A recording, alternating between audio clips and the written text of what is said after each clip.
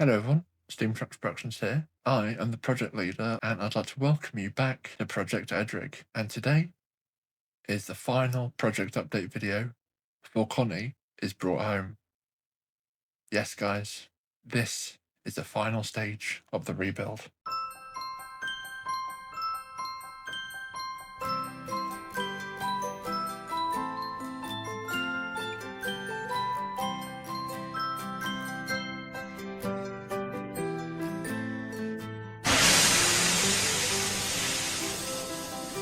It's been around 3 weeks since the last Project Edrig video, and for a while now, there have been a lot of updates coming from the workshop. So in today's episode, we'll be taking a look at the work that's been happening on the S.E.S.R's number 19, where she left off 3 weeks ago, up until she's ready to be collected. This is her final leg of the journey. When we last left Connie, she had just received a new boiler, a huge milestone for the project. At that stage, she still had no cladding, no fittings, it was far from complete. But even then, she was already looking absolutely incredible. A few of you may have actually seen posts of her on Facebook in that condition, with the bare boiler mounted onto the frames first time, and honestly, seeing Connie finally starting to resemble an engine again after months of waiting was a massive moment for the project. I'll be honest, there was something really special about seeing my own engine appearing on Facebook like that. It really made me realise how far this project has actually come.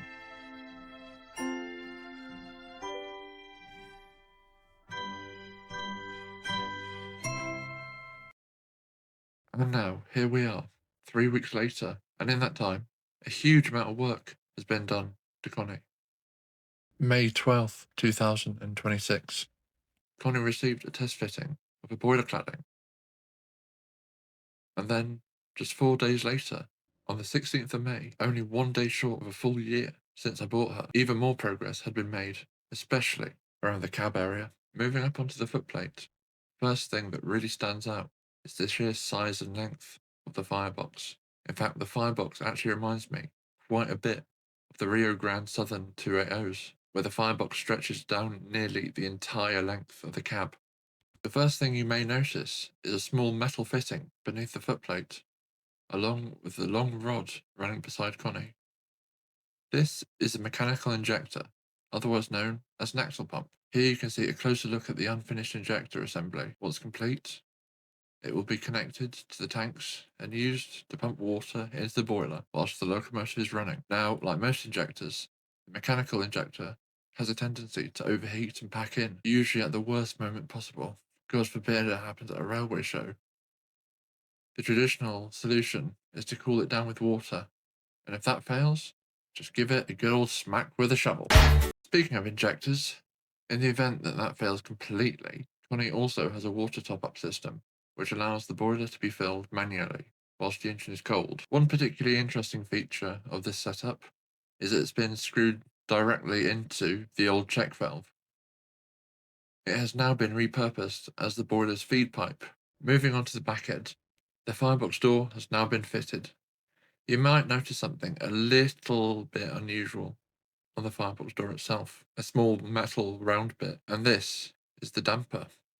Normally, most locomotives' dampers would be located beneath the fire grates, allowing air to flow up through the fire. However, because Connie's firebox is so small, there simply isn't enough room underneath for a conventional damper arrangement, which isn't completely unheard of on locomotives.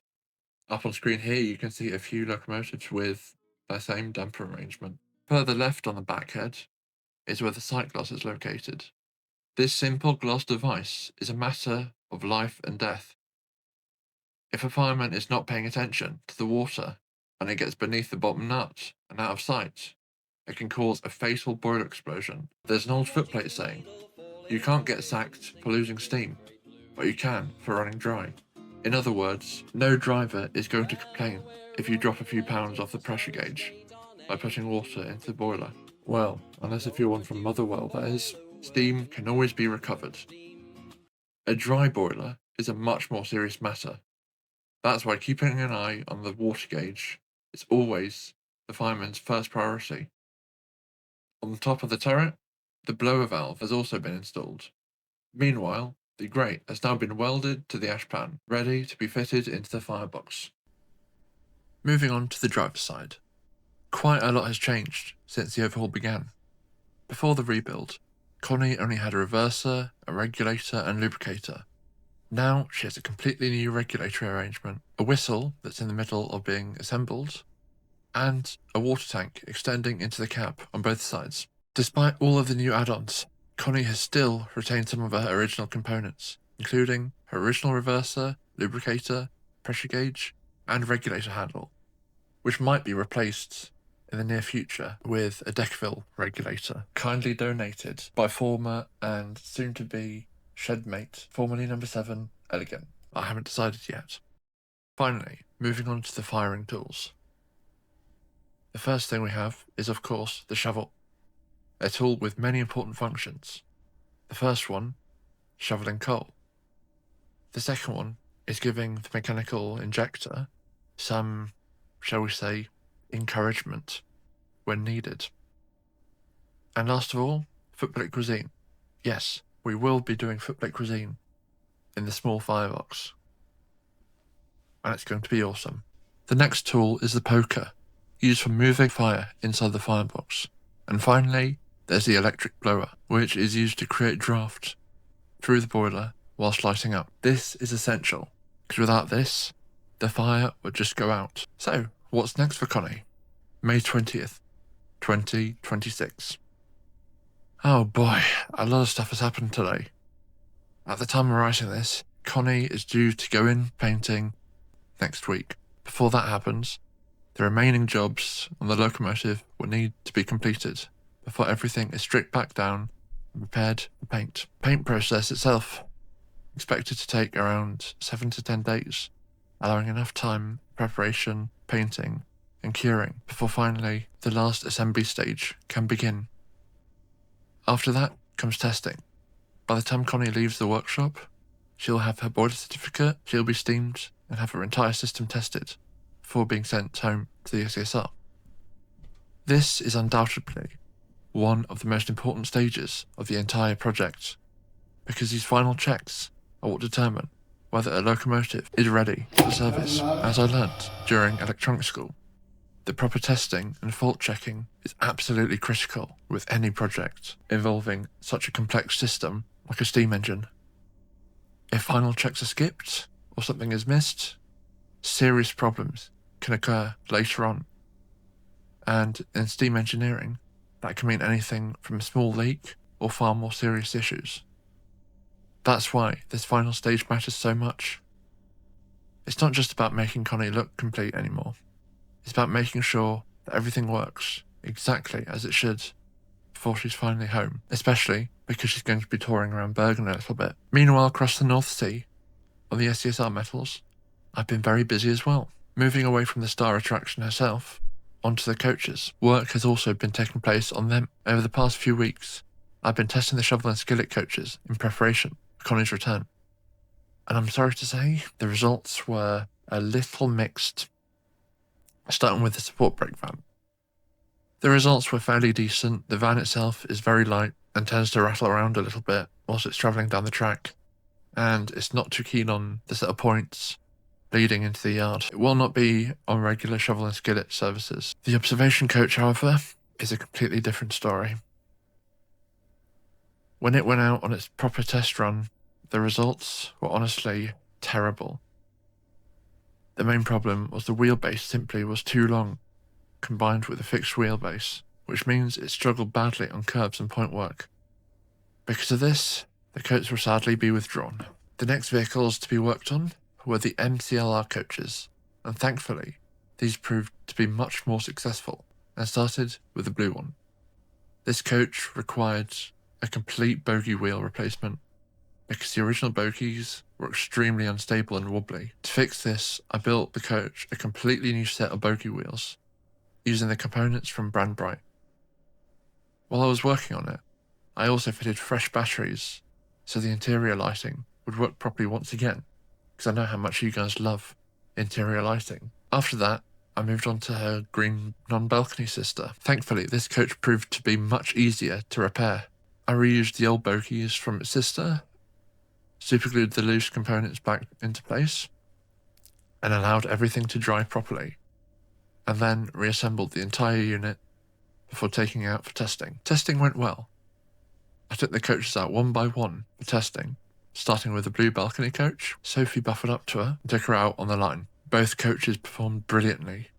Most importantly, they managed to get over the points successfully, something they couldn't do with the old bogie wheels. So while the shovel and skillet might have been reduced from 4 coaches to a 2-coach train, what matters most is that the remaining coaches are now reliable, operational, and finally ready to welcome Connie home. On the subject of Project Edrig stock, I thought I would quickly go through all the rolling stock and locomotives currently assigned to the project, starting with the 2 locomotives. Obviously, there's Connie, the main engine. However, Connie is not the only locomotive involved in Project Edrig. There is another locomotive that not many people actually know about, and that is the S.E.S.R number 12 Hercules, who will act as a project shunter. For most of his life on the railway, Hercules has stayed mostly behind the scenes up until 2 years ago, where he has gained quite a lot of popularity at the Bergen railway shows, especially with Ulstein, saying that they wish they had a locomotive like that for their layout. From now on, Hercules will become increasingly more important once Connie returns home to operation. We also have a well wagon, which will carry Connie's old boiler. And finally, there is KED coal truck, the backup supply of coal for when Connie's tender eventually runs low during operation. We also have a tipper wagon, which will be used to carry ash to the slag heap. It's evening now, and I just received an update regarding Connie's overhaul process, and I'm very pleased to say that Connie, number 19, is complete.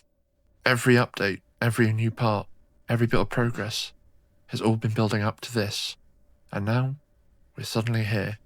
The last few months have gone like a blur, from sending her off in December to her overhaul starting sometime in the late winter. The start date of the overhaul is a little bit blurry, because I don't know for certain when the overhaul began, so that's why the early stages of the project can be a little unclear time-wise. Connie had already entered dismantling and rebuilding work before I properly began documenting the overhaul in detail, and honestly, seeing the final photos genuinely felt surreal. The locomotive that arrived at the workshop as a conversion project, the engine that spent months awaiting parts, boilers and fittings, is now finally a completed locomotive again. According to the workshop, Connie was about as good as you can realistically get an Edrig locomotive of her age. They reported that the valves were performing very well, with plenty of power and no noticeable blow-by, which was extremely encouraging to hear, because some engines, when they are due for overhaul, they sometimes get some blow-through going through the regulator valve. They did mention that whilst running on the blocks, she was slightly jerky both forwards and reverse. However, after some adjustment to the reverser, there was already a noticeable improvement.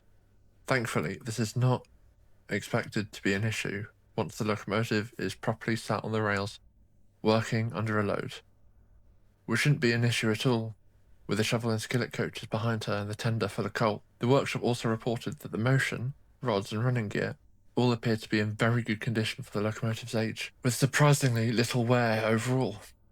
Her age is uncertain, but it's somewhere between 15 and 18 years old. And honestly, hearing that from people who've spent months rebuilding her, and from people who have been working on Edrig classes for nearly 20 years, perfecting their skills, was incredibly reassuring.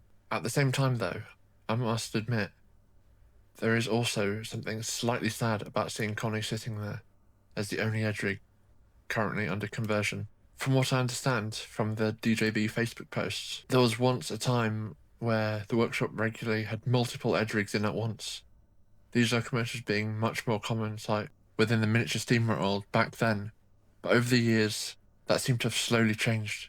People have moved on from them, sold them, or simply just stopped running them altogether. In fact, when Connie first went up for sale, there were actually 2 Edrigs available at the same time, which honestly said quite a lot about where the class stands today. It really does sometimes feel like the Edrigs are slowly becoming a bit of a dying breed, and honestly, that's part of what drew me towards Connie in the first place. Yes, compared to many other locomotives on the market, she was relatively affordable, but more importantly, I genuinely loved the design. Being a freelance Hunslet-inspired locomotive, she has a lot of character. Freelance locomotives can sometimes be a bit hit or miss design-wise, but there was always something about Connie that just worked for me and that I thought would really fit on the S.E.S.R. As I mentioned before, there's something about her shape and proportions that reminded me a lot of Neil from Thomas the Tank Engine, and I think that instantly gave her a certain charm and personality in my eyes. The only difference is that she is narrow gauge, and her tanks do not go all the way over the boiler. She has a front cab wall. Her design also reminded me of a tank engine version of Caroline, a very famous engine here in Norway. So seeing Connie as what feels like one of the last active rebuilt Edrigs around today, honestly made the whole project feel even more special to me, because this overhaul is no longer just about restoring a locomotive. In a way, it feels like keeping a small piece of the miniature steam history alive. The locomotive is now ready for another move. Connie, X number 560, is finally complete and ready to carry her S.E.S.R number. Mechanically, she is almost an entirely new engine, and should hopefully now be fit for many more years of service. Honestly, it is incredible to think that the entire transformation has only taken around 3 months. Had this overhaul been carried out entirely at home, on the S.E.S.R railway, it likely would have taken far longer. A lot of home-built locomotives can take years to complete, simply because people are balancing the work around jobs, money, and everyday life. I actually remember seeing another Edrig running at the Guildford ModelEngineering Society on YouTube, which is interesting because Guildford is my old neck of the woods when I used to visit my grandmother. It's also somewhere I would absolutely love to take Connie in the future and run her during one of the open days. Another railway I would love to visit with Connie one day is the West Riding Small Locomotive Society. Exactly when that will happen is very unclear at the moment, but it's definitely something I would love to do once Connie is fully settled, and of course, once I have some experience on the footplate. I don't want to stop in the middle of the main line, and not least, I'll need to bring her tender with me as well, so I have to carry a little tub with me. But anyway, enough talking. Let's finally take a proper look at Connie in her complete state. Let's start at the front of the engine. It has changed a little since earlier in the video. You might notice something has cosmetically changed. Connie has now got 3 lampines, the very same lampines you saw in episode 4, the ones in the little bag which were attached to a smoke box. If you want to get some yourself, you can get them in pairs of 6 from S.E.S.R models. The link is in the description. Not sponsored, by the way. Moving on to her cab wall, you can see her fake whistle that she got when she was built has been replaced with a real steam resonator whistle, which is going to be pretty loud. There'll be 60 psi pulsing through her when she's sat at full pressure, and the whistle is probably going to sound like the lady's whistle, but just louder. Next to the whistle, you can see the nut and bolt threaded through the cab wall. Now, let's have a look on the inside of the cab. Here you can see the complete cab. You can see where the bolt goes in to the other side of the wall. It goes into the resonator chamber for the whistle. The whistle is not fully fitted just yet, as you might notice. The pipe going from the valve to the manifold and across the cab to the whistle has not been connected yet. Yes, that will probably be done at the very end of the overhaul. Opposite side of the manifold is the blower, or the little metal cog thing, as some people call it. As you can see, pipe goes through the boiler and into the smoke box, as you have seen before. This blower is very effective. Apparently, you only need to open it just a crack and the draft becomes very strong. Next to the blower is the regulator, the centerpiece of the locomotive's cab. Connie has been reunited with her old regulator handle. I must admit, I'm relieved that she has her old regulator, and I've had bad experiences with lever regulators. They can be rather weak and get a lot of steam blow through, which basically means steam goes through the system constantly. Moving on to the mechanical injector. That part is nearly finished. Now, having said that, the mechanical injector is only missing one thing, that being the overflow pipe. You see, Connie's mechanical injector is a bit like an electrical circuit. In fact, this is an example they taught us in electrical school, so I decided to modify it a little bit. Let me draw it for you. The circuit starts in the water tank on the left. When the wheels move, the water gets sucked into the feed pipe by the axle pump, leading to the bypass valve. The fireman turns the valve, and when it's closed, it goes straight back into the water tank via the overflow.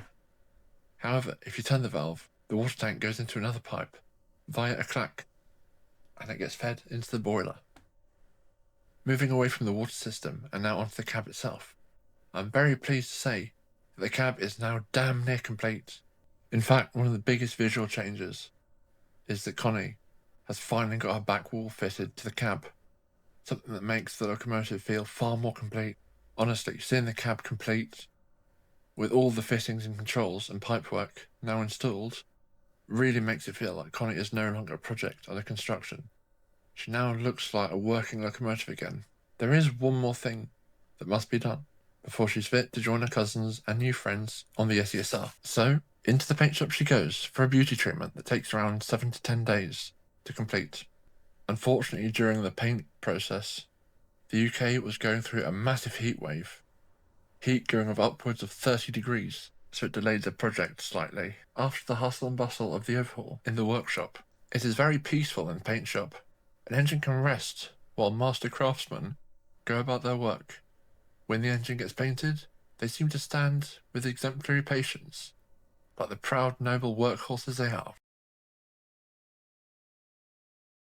May 29th, 2026. 6 days after Connie went into the paint shop, and as you can see, the tanks have been taken off and repainted.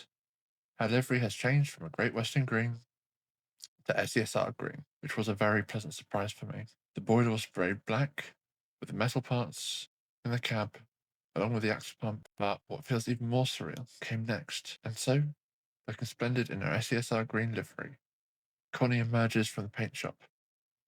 And now, she's ready for a steam test. For the first time, Connie's new firebox is lit up. During this test, the entire system will be thoroughly checked, as making sure Connie is running smoothly on the blocks, making sure everything works exactly as it should. The first steam test is a make or break of any engine's overhaul. It just made it feel even more real to see actual video footage of my engine running. As you can see, Connie has had her cab and tanks taken off once again to make sure there are no leaks. Honestly, my heart stopped when I saw her steaming for the first time. So please enjoy some footage of Connie running on the blocks.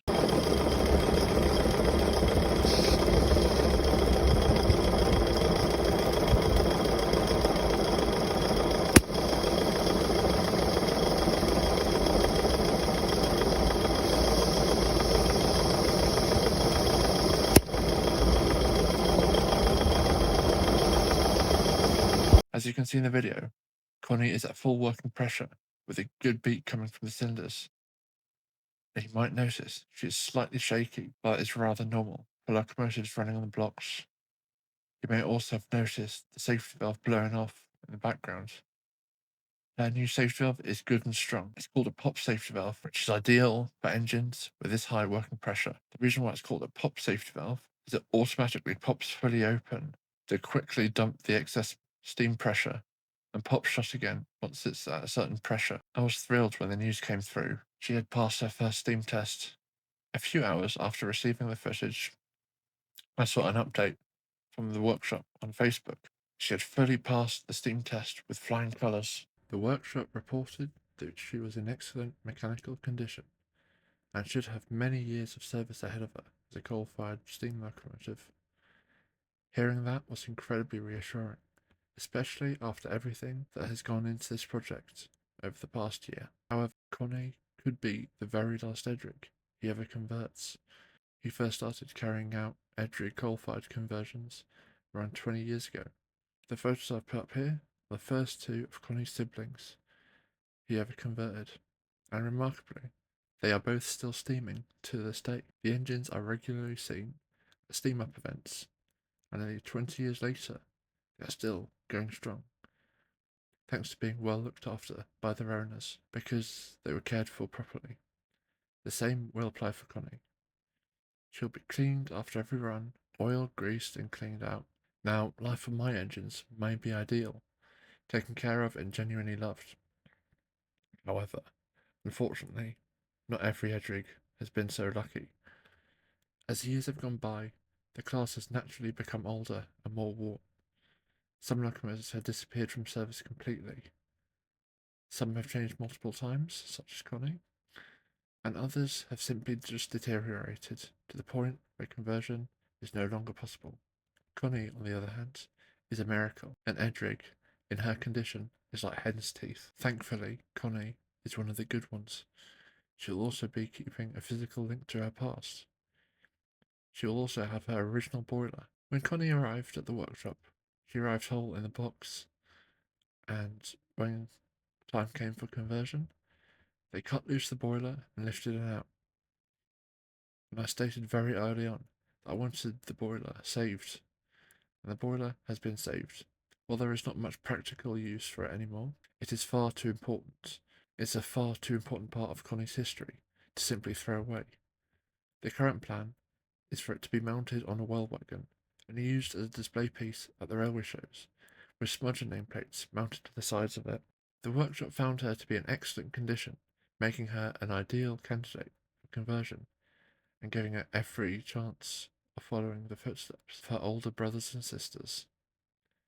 Knowing that Connie may be one of the last Edrigs to receive this conversion makes the project feel even more special, because this is not just about restoring a locomotive anymore, it's about making sure that another member of the Edrig family continues steaming for many years to come. In many ways, Connie feels like the Edrig's class's own evening star. She's the last Edrig being converted, but because she's arriving at a time when many of her older brothers and sisters become increasingly rare, growing older and slowly disappearing from service. And now, for the first time since buying the locomotive, we are no longer waiting for Connie to be rebuilt. We are waiting for her to come home.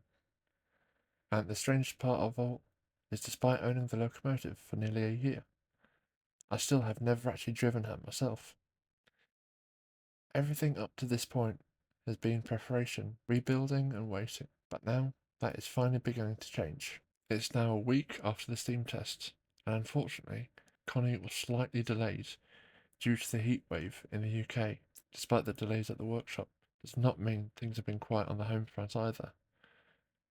On Tuesday this week, I was at the local sheds at Goldness, and I saw the ash at the fire dropping point, and it suddenly came to me. What are we going to do on the S.E.S.R with Connie? Because it's not as simple as just dropping the fire onto the track. No, the way Connie's firebox works is the grates are held up with a little bolt, and when screwed out, the fire drops out beneath. Now, the coal lumps are rather big, and they recommend the lumps being as big as a fingernail. And because my fingernails are rather big, I worried that might be an issue. But luckily, I had some reference to size, because I've seen coal-fired locomotives before at railway shows. The first point of reference is the tender engine regime, and the second engine being a tank engine from the Coventry Engineering Society. Both engines run on coal, and both engines' coal chunks are about the same size as mine. I will now explain why it's so important that the coal is the right size. One word: combustion. For combustion, coal and air are needed for a healthy fire. In a lump of coal, there are 10 parts. The first one is ash, which of course will not burn, and is what you find in the ash pan and in the smoke box at the end of the day. 6 parts are carbon, that burn directly to provide half the heat that coal gives out. And the last 3 parts are volatiles, which, when heated, they turn to gases and give out the other half of heat from the coal. When the coal lumps are too big, say nearly as big as a fire hole door, it can choke the fire and risk killing the fire completely, also producing a lot of smoke, which is not ideal, and wasting coal as well. Now, at the end of the day, when it's time to drop the fire, there is not enough room to drop the fire onto the track, like we do on the full-sized railways. So on my way home from the shed, I got thinking, we need an ash pit. So, early Thursday morning, I woke up, went out to the workshop, and there I found a little baking tin and drilled drain holes into it so it would not flood during Bergen's horrendous rainstorms. Then it was time to find a place to put the pit. I originally thought next to the gravel heap, but I decided against it because I wanted the pit to be accessible from the ground level. Then I dug a hole at the undersiding one and put the tin into the ground. Then I laid the track over the pit, and it fit perfectly. I was originally going to cut the sleepers out. I decided against that, as it would weaken the track, so I decided to keep the sleepers in place. Then, after a bit of ballast work, I sent for duckling to test it. As you can see, the track moved ever so slightly, but held the engine. I then decided to test the weight properly and put Connie's cousin Zoe, the quarry Hunslet, on the ash pit, and I'm pleased to say that she passed the test. The inspection pit might look simplistic, but the thing is, I need something that is actually functional, and not just something that looks nice. Over the next few days, I will hopefully get the message that Connie has passed her final steam test and is now ready for collection, whether that means collecting Connie directly from the workshop or arranging transport to my grandfather's place for her final journey to the S.E.S.R. So next time I report back will be when she is ready. Friday, June 5th. Final report. Well, guys, here we are. The final Project Edrig report.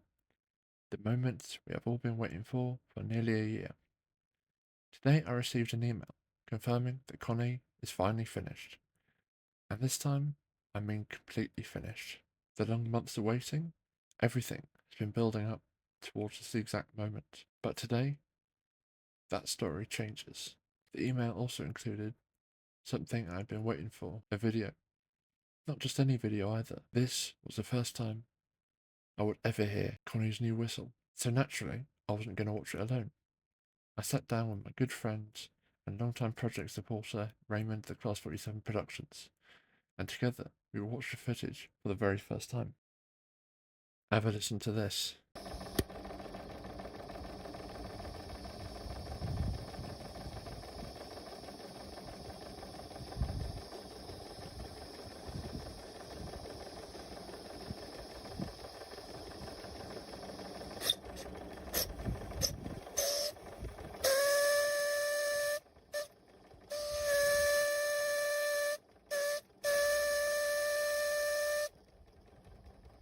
As you can see, she's running very nicely. Her paint was shiny and she looked splendid. Literally good as new. Although Raymond did point something interesting out, that when the whistle was blown, the pressure gauge needle falls away slightly, but when the whistle valve closes, the pressure returns to the gauge. This is actually a very common problem. Silverletter also has this. So does Valak, the 7¼ inch 1300 class pannier that has featured on this channel before. In fact, Connie even has some of his coal.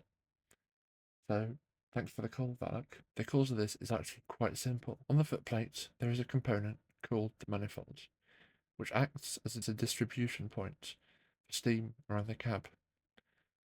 In Connie's case, the manifold supplies steam to the blower, pressure gauge, whistle, and even the regulator. The whistle is mounted very close to the pressure gauge, which is fairly common. When the whistle is blown, it draws steam from the manifold and can briefly pull steam away from the pressure gauge as well. As a result, you might notice the pressure gauge needle dips slightly whenever the whistle is sounded. While it might look a little strange at first, it's perfectly normal and is simply a result of how the steam system is arranged. It's not ideal, no, but it's one of those quirks of steam locomotive design that comes with having a whistle and a pressure gauge connected to the same steam supply. While I was writing this, it suddenly dawned on me this part of the project is over, and it almost doesn't feel real. It feels even more unreal thinking that in 2 weeks, on the 20th of June, I will be heading over to the UK to pick up my engine. But that is a story for another day.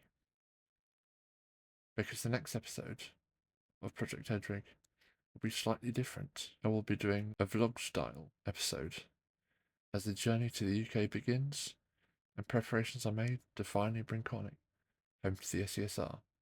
after nearly a year of rebuilding, waiting, and preparation. Until then, stay safe, stay happy, of Steam Tracks Productions, signing off.